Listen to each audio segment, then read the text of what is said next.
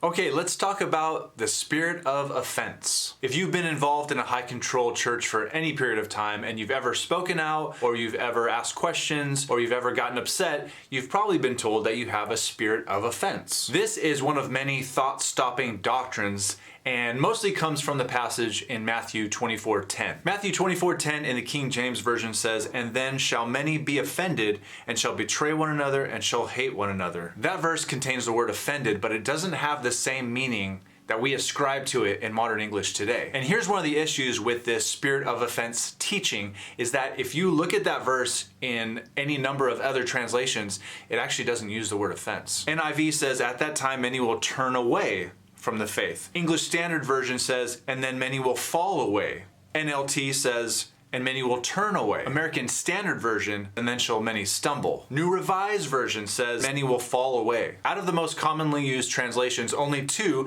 the King James and the New King James, actually use that word offended. Here's the issue. If you use a different translation, that whole teaching falls apart. That word offense comes from the Greek word scandalizo, which basically means to cause someone to stumble, sin, lose faith, yes, become offended, fall into a trap, or a stumbling block. The whole context of this verse is talking about Christians being persecuted and how under that pressure many will become apostate, meaning they will leave the faith. It doesn't say anything about them getting their feelings hurt. I have seen this teaching used so many times as a thought-stopping device, as a way to shut down criticism, as a way to silence anyone who's speaking up against abuse. Psalm 34:18 says, "The Lord is near to the brokenhearted and saves the crushed in spirit." If someone comes to you and says they've been abused, if they come to you and say they've been hurt, and your response is to accuse them of having a spirit of offense, that is not the heart of God. During this series of videos, I've been accused personally many times of being offended. And you know what? I am offended.